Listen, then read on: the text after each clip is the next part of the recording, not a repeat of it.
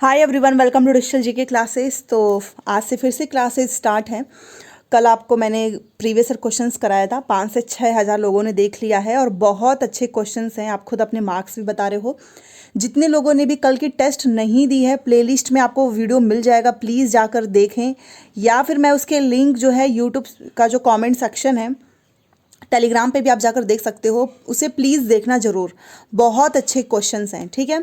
तो चलिए polity start है। हमारा क्लास 6 की एनसीईआरटी चल रहा है और आपको पता होगा कि हमने क्लास 5 पंचायत पढ़ा था और आज हमारा नगर प्रशासन है, ठीक है।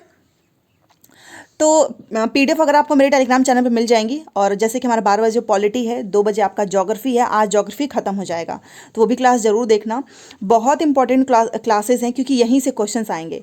और एनसीईआरटी हमने मोस्टली कवर कर लिया है। नगर प्रशासन में आपको क्या पढ़ना है, उससे पहले प्लीज़ चैनल को सब्सक्राइब करके वीडियो को जरूर लाइक कीजिएगा, सो दैट आपको ऐसे ही क्लासेस मिलती रहें।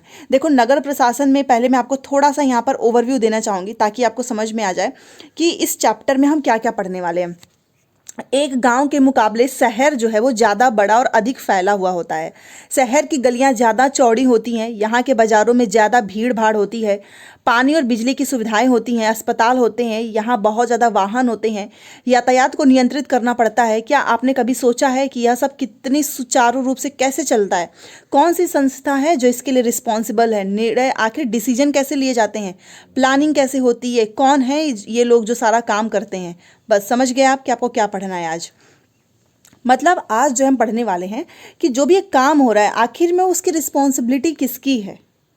चाहे वो पानी का हो, चाहे बिजली का हो, अस्पताल का हो, यातायात को नियंत्रित करना हो, तो उसी के बारे में पढ़ेंगे। बेसिकली चैप्टर बहुत छोटा है, बहुत इंटरेस्टिंग है क्योंकि यहाँ पर आपको कहानी के माध्यम से सारी चीज़ें बताई गई हैं।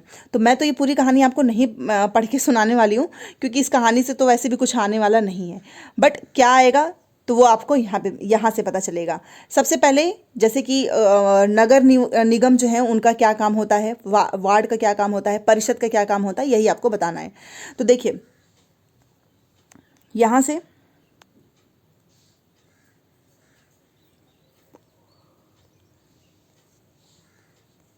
इसके पहले ऊपर एक चीज़ बताना चाहिए। हाँ, जैसे कि ये जो बच्चे हैं ये खेल रहे हैं और खेलने में क्या होता है कि किसी की खिड़की वगैरह टूट जाती है। तो यही मौसी की खिड़की जैसे ही टूटी, तो मैं आपको एक ओवरव्यू समझा रही हूँ ताकि आप रिलेट कर पाएँ। मान लो खिड़की टूटी है, अब इसको बदलने के लिए क्या होगा, आपने किसी और की खिड़की तोड़ी है तो आप ही को तो पैसा देना पड़ेगा ना, क्योंकि आपने नुकसान किया है। तो अब क्या होगा कि ये बच्चे जो हैं दोबारा से अपने जेब खर्च से इनको पैसे देने पड़ेंगे। और ये पैसे देंगे किसको? गली की ट्यूब, ठीक है। तो ये सोच रहे थे कि यार हमसे तो खिड़की टूट गई, अब हम ये पैसे किसे देंगे, ठीक है। ये ऐसा सोचते हैं। तो उसके बाद से इन्होंने बोला कि अच्छा, गली की ट्यूबलाइट कौन बदलता होगा, ये अपने मन में सोच रहे हैं। तब तक जो है माला का घर सबसे पास था। चारों भागकर माला के घर गए और उसकी माँ को सब कुछ बता दिए, जो भी चीज़ें हुई। सारी बात सुनकर माला की माँ ने कहा कि उन्हें इस बारे में कुछ खास तो पता नहीं है, बस यही मालूम है कि यह नगर निगम की जिम्मेदारी होती है।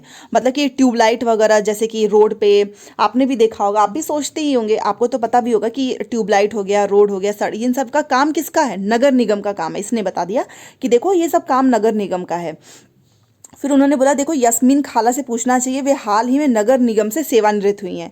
तो अब जो नगर निगम में काम कर रहा है वो ज़्यादा अच्छे से बता पाएगा। तो अब यहाँ से आपके क्वेश्चन आंसर स्टार्ट हो जाएंगे, जो भी बच्चों के माध्यम से आपसे क्वेश्चन पूछा जाएगा। तो देखो आपको, तो ये यास्मीना से बोले कि तुम जाओ उससे पूछो, क्योंकि ये मेरी बहुत अच्छी दोस्त भी है और तुमको अच्छे से बता पाएगी क्योंकि ये इसी में काम करती है। तो ये जैसे बच्चों ने बताया कि उन्होंने दरवाज़ा खोला, एक साथ पूरा वो किस्सा सुनाने लगे, तो उनका सवाल सुनकर जो थी वो हंसने लगी। तो उसने बोला कि देखो ये कोई एक व्यक्ति नहीं है, जैसे कि ट्यूबलाइट, रोड हो गया, कोई भी काम हो रहा है, पानी से कूड़ा कचरा हो गया, साफ सफाई हो गई। तो इसने बोला कि देखो ये कोई एक व्यक्ति नहीं है कि तुम उसको पैसा दे सकते हो। बच्चे सोच रहे थे यार अब तो हमसे टूट गया है, हम पैसे किसे दें, चलो देकर आते हैं। तो इसलिए इसने बोला कि ये कोई एक व्यक्ति नहीं है कि तुम उसको जाओगे और पैसा दे दोगे, ये एक बहुत बड़ी संस्था होती है जिसको नगर निगम कहते हैं। समझ में आ गया? तो नगर निगम क्या है, क्वेश्चन पूछता है। नगर निगम एक बहुत बड़ी संस्था होती है, किसी एक व्यक्ति का नहीं होता है ये। और यह इनका क्या काम है? यह सड़क पर रोशनी की व्यवस्था, कूड़ा इकट्ठा करने, पानी की सुविधा उपलब्ध कराने और सड़कों व बाजारों की सफाई का काम करती हैं। क्वेश्चन नंबर 1 यहीं से आपका तैयार हो गया। तो ऊपर की कहानी से अब आप धीरे धीरे समझते जाएंगे। समझ में आ गया नगर निगम क्या होता है और उसका काम क्या होता है, तो ये आपको इतना नोट करना है, ठीक है। तो फिर उसने कहा कि अच्छा हाँ, मुझे नगर निगम के बारे में, मतलब बच्चे बोले कि मैंने सुना है, मैंने शहर में बोर्ड देखे हैं जो नगर निगम द्वारा लोगों को मलेरिया के बारे में, आपने भी नोटिस किया होगा कि डेंगू फैल रहा है, मलेरिया फैल रहा है, तो वहाँ पे बोर्ड लगा दिए जाते हैं कि वो जानकारी देते हैं। तो उसने बोला हाँ हाँ तुम सही बोल रही है, सब उन्हीं के अंदर आता है। देखो नगर निगम का काम जो होता है, ये आपसे मैं बता रही हूँ, स्टेटमेंट में पूछा हुआ है कि नगर निगम का काम क्या क्या है। नगर निगम का काम यह सुनिश्चित करना भी है कि शहर में बीमारियां ना फैले, स्कूल स्थापित करता है और उन्हें चलाता है, शहर में दवा खाने अस्पताल चलाता है, बाग बगीचों का रख रखाव भी करता है। और फिर उन्होंने बताया कि देखो हमारे पुणे शहर में भी, पूना शहर भी तो बहुत बड़ा है, तो यह नगर प्रशासन चलाने वाले संस्थान को नगर निगम कहते हैं। तो ये जो हमारा नगर प्रशासन जो चला रहा है वही तो है नगर निगम। छोटे कस्बों में से नगर पालिका कहते हैं, तो शहर में बड़ा है तो उसको हम नगर निगम कह रहे हैं, और छोटे कस्बों में हम इसको नगर पालिका, आपने भी सुना होगा कि अच्छा ये नगर पालिका के अंडर में आता है, ये काम नगर पालिका कराएगी, ऐसा आपने सुना होगा। तो अब आपने उसका काम भी सुन ली, समझ लिया, और किस तरीके से, मतलब वो क्या है। अब निगम पार्षद और प्रशासनिक कर्मचारी, अब देखो जैसे कि इसने बताया कि एक बहुत बड़ी संस्था होती है, तो उसके अंदर हर एक व्यक्ति का कुछ ना कुछ काम होता है। तो यहां से उसने बोला निगम पार्षद एवं प्रशासनिक कर्मचारी, तो यहाँ से फिर से क्वेश्चन स्टार्ट हो जाएगा। तो यस में ना खाला, मुझे बड़ी उत्सुकता हो रही है कि यह फैसला लेता कौन है, पार्क कहाँ बनाए जाएं, और जब आप नगर निगम में काम करती थी तो क्या ऐसे मज़ेदार डिसीजन भी लिए जाते थे कि मतलब ये उस मतलब बच्चों के अंदर जो है क्यूरोसिटी है कि पार्क कहाँ बनाना है, ये सारे डिसीजन आखिर कौन लेता है। तो उसने बताया देखो मैं तो नगर निगम के लेखा विभाग अकाउंट में थी। तो याद रखिएगा नगर निगम में जो लेखा विभाग अकाउंट होता है उसमें सैलरी से रिलेटेड पर्चियाँ बनानी होती हैं, ठीक है। चूंकि शहर का आकार बहुत बड़ा होता है इसलिए नगर निगम को कई डिसीजन लेने होते हैं, इसी तरीके से साफ रखने के लिए बहुत काम करना पड़ता है। ज़्यादातर जो निगम पार्षद ही यह डिसीजन लेते हैं। तो अब आपसे कभी क्वेश्चन पूछे कि ये डिसीजन लेने का काम कौन करता है, तो निगम पार्षद, ठीक है, कि अस्पताल या पार्क कहाँ बनेगा इसका डिसीजन कौन लेगा, निगम पार्षद। तो अब आपसे कभी भी क्वेश्चन पूछे कि निगम पार्षद का क्या काम है, तो ये डिसीजन लेते हैं। अब शहर देखो बहुत बड़ा होता है इसलिए इसको अलग अलग वार्ड में बांटा जाता है और हर वार्ड से एक पार्षद का चुनाव होता है। और यकीन नहीं मानेंगे यही क्वेश्चन पूछा हुआ था स्टेटमेंट में कि हर वार्ड से एक पार्षद का चुनाव होता है, ये बात सही है या गलत है।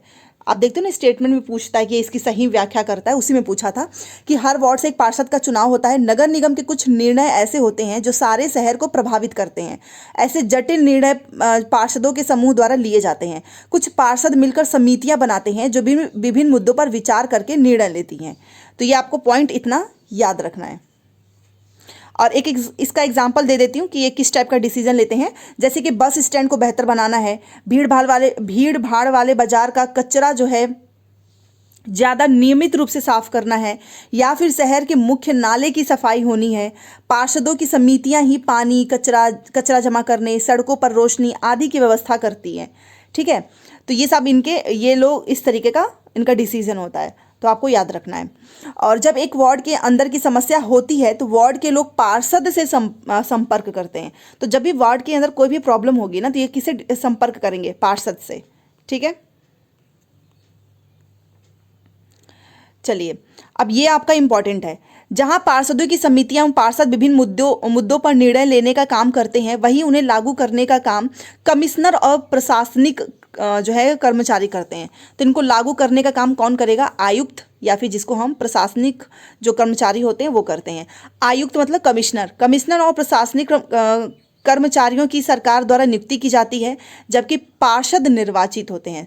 तो ये डिफरेंस आपको याद रखना है। क्वेश्चन पूछता है कि पार्षद की नियुक्ति सरकार करती है या ये निर्वाचित होते हैं, तो ये चुन कर आते हैं, मतलब लोग जो हैं इनको वोट देते हैं। बाकी जो प्रशासनिक, नाम से ही आपको स्पष्ट होना चाहिए कि जो प्रशासनिक कर्मचारी होंगे उनको तो ऑब्वियस ही बात है सरकार, गवर्नमेंट जो है वो अलॉट करते हैं, ठीक है। तो ये आपको दो डिफरेंस याद रखना है। उसकी वजह से सारे वार्डों के पार्षद मिलते हैं और जबकि सम्मिलित राय से एक बजट बनाया जाता है, उसी बजट के अनुसार ही पैसा खर्च किया जाता है कि कहाँ पर कितना पैसा खर्च करना है। पार्षद यह प्रयास करते हैं कि उनके वार्ड की विशिष्ट जरूरतें परिषद के सामने रखी जा सके कि ये देखो, हम आपने देखा होगा स्कूल हर जगह ये सारी चीज़ें होती हैं कि ये इस चीज़ की ज़रूरत है, खरीदारी करनी है। फिर ये जो डिसीज़न होगा वो प्रशासनिक कर्मचारियों द्वारा क्रियान्वित किए जाते हैं, ठीक है, इतना आपको समझ जाना है। अब नगर निगम, अब आपके मन में यही आएगा कि ये सारी चीज़ें, ट्यूबलाइट, हर एक काम जो है नगर निगम करती है, तो इनके पास पैसा कहाँ से आता है? ये भी तो एक सोचने वाली बात है। देखो, इतना सारा काम करना है तो पैसा भी बहुत सारा चाहिए। निगम यह राशि अलग अलग तरीके से कलेक्ट करती है। इस राशि का बहुत बड़ा भाग लोगों द्वारा टैक्स दिया जाता है। अब समझ में आया? जो लोग कमा रहे हैं ना, वो टैक्स देते हैं, तभी तो लोगों, आपने कई बार सुना होगा कि बहुत सारे जो लोग टैक्स, सभी तो टैक्स देते ही हैं, ऑब्वियस सी बात है, तो उनको बुरा भी लगता है कि यार हम इतना टैक्स देते हैं फिर भी कुछ भी जो है डेवलपमेंट नहीं हो रहा है, रोड नहीं है, आपने देखा होगा पानी नहीं है, लाइट नहीं है, और टैक्स इतना दे रहे हैं, तो आखिर में पैसे से कुछ काम क्यों नहीं हो रहा है? तो टैक्स से आता है, और सबसे बड़ा यही है, क्योंकि आपको ही पता है सभी लोगों को टैक्स देना है, और टैक्स वह राशि है जो लोग सरकार द्वारा उपलब्ध कराई गई सुविधाओं के लिए सरकार को देते हैं। और जिन लोगों के अपने घर होते हैं उन्हें संपत्ति कर देना होता है, साथ ही पानी एवं अन्य सुविधाओं के लिए भी देना होता है। जितना बड़ा घर उतना ज़्यादा टैक्स, जितनी ज़्यादा सैलरी उतनी ज़्यादा टैक्स। समझ गए होंगे आप? निगम के पास जितना पैसा आता है उसमें से संपत्ति कर से लेकर 25 से 30% पैसा ही आता है। टैक्स जो है एजुकेशन पर भी लगता है। अगर आप किसी दुकान या होटल के मालिक हैं तो उस पर भी आपको टैक्स देना पड़ेगा। अगली बार जब आप सिनेमा देखने जाएंगे तो टिकट पर ध्यान से देखना कि हमें मनोरंजन के लिए भी टैक्स देना पड़ता है, हर एक चीज़ के लिए देना पड़ता है। अमीर लोग जो है संपत्ति टैक्स देते हैं, वही जनसंख्या का एक बड़ा हिस्सा जो है सामान्य तरह का। जिसके पास जितना ज़्यादा पैसा होगा तो वो जितनी उनकी संपत्ति होगी उस पर भी उनको टैक्स देना पड़ेगा। आपने नोटिस, कई बार न्यूज़ में आता है कि अच्छा इस जो है एक्टर ने इतने पैसे छुपा लिए थे टैक्स ना देने की वजह से, बिकॉज टैक्स बहुत लगता है अगर आप देखें तो आप समझ गए कि नगर निगम के पास पैसा कहाँ से आता है। अब दरअसल आपको पता होना चाहिए कि शहर में काम को अलग अलग विभागों में बांट देते हैं, क्योंकि बहुत ज़्यादा होता है काम वहाँ पे। जैसे कि जल विभाग होता है, कचरा जमा करने का विभाग होता है, उद्यानों की देखभाल का विभाग होता है, सड़क व्यवस्था का विभाग होता है, और नगर निगम के सफाई विभाग। वो बता रही कि मैं नगर निगम के सफाई विभाग में थी तो मुझे सिर्फ उसी को देखना था। ठीक है, तो बेसिकली याद रखना है कि शहर में आप अलग अलग विभाग होते हैं हर एक काम के लिए। ऐसा नहीं कि एक ही विभाग हो वही सारे काम देखेगा, नहीं, बहुत सारे काम होते हैं, वो अपनी अपनी जवाबदेही जो है मेंटेन करते हैं कि कितना काम हुआ है, कितना बाकी है। तो ये सारी चीज़ें हो गई। और यहाँ पर देखिए, और हमें अपने वार्ड के पार्षद के पास इस समस्या को ये बता रही है कि जो देखो, अगर आपके यहाँ पे कोई भी किसी भी तरीके की जो है परेशानी हो रही है या फिर काम सही तरीके से नहीं हो रहा है, तो आप जो है अपनी प्रॉब्लम को लेकर पार्षद के पास जा सकते हो। क्यों? क्योंकि पार्षद को आखिर में वोट देकर ही तो चुना है। धरना प्रदर्शन कर सकते हैं, विरोध प्रदर्शन कर सकते हैं। तो याद रखिएगा, पार्षद जो है बेसिकली इसका मतलब यही है कि पार्षद का जो है चुनाव होता है वोट देकर, ना कि इसको सरकार के द्वारा जो है, जैसे कि बेसिकली सभी लोगों की अलॉटमेंट होती है गवर्नमेंट के द्वारा, बट इनका ऐसा नहीं है। तो आप इनके सामने अपना विरोध प्रदर्शन कर सकते हैं क्योंकि आपने ही तो चुना है। तो पार्षद का काम, पार्षद के पास अपनी जो भी प्रॉब्लम हो आप वहाँ पर लेकर जा सकते हो। तो बस इतना ही है, बाकी इस कहानी का कोई मतलब नहीं है। कहानी मत पढ़ने बैठ जाना, क्योंकि यहाँ से कुछ आने वाला नहीं है कहानी से।